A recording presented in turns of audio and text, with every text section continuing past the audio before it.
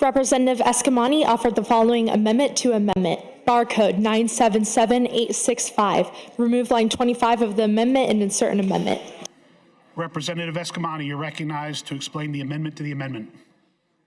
Thank you, Mr. Speaker. And believe it or not, members, though this is my last session, this might be my first ever amendment to the amendment on the House floor. And so I am excited for this very meta moment.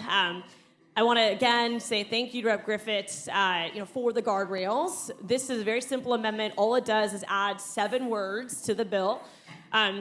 After on line 25, where it reads aircraft, boats, or motor vehicles, I simply add or to open or operate detention facilities. That is the amendment, Mr. Speaker. Representative Eskamani, you're recognized. For closing, Mr. Speaker? For close, yes. Okay. Thank you, Mr. Speaker.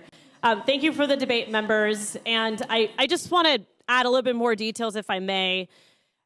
We have seen just unfettered spending by this executive branch. And it's important for us to think about the actual emergencies that our communities face, from, of course, natural disasters, even to a housing crisis or homelessness crisis. And I find it so ironic that oftentimes the argument we have in this body is that we don't have money to pay for that. We can't afford that. And yet we have been able to set aside billions of dollars for the governor to spend to no-bid contracts, in many cases to political allies and friends. And of course, the capital projects that are outlined here as prohibition, I 100% agree with, which is why the capital project of a detention facility should also be added to these lines. When we think about what has taken place and continues to take place, both in the Everglades and at Baker, our offices are getting so many emails and phone calls of serious just human rights violations, lack of due process, and based on DHS's and ICE's own data, those who are being detained overwhelmingly have no criminal background and no gang affiliation. So I empathize with, of course, the needs of emergencies, but the reality is that this is a political game where people's lives are a part of the system.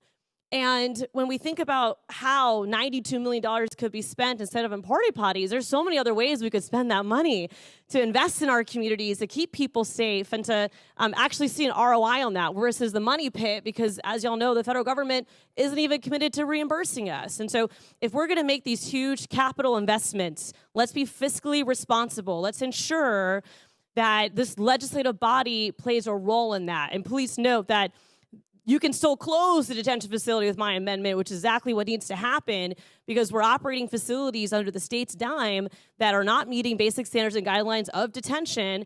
And of course, under an emergency declaration titled Biden's Border Crisis. President Biden is not in office. And so this emergency order should end. Your time has expired, Representative. Please. Members, all those in favor of the adoption of the amendment, say yay. Yay! Opposed, say no. No. So the amendment fails.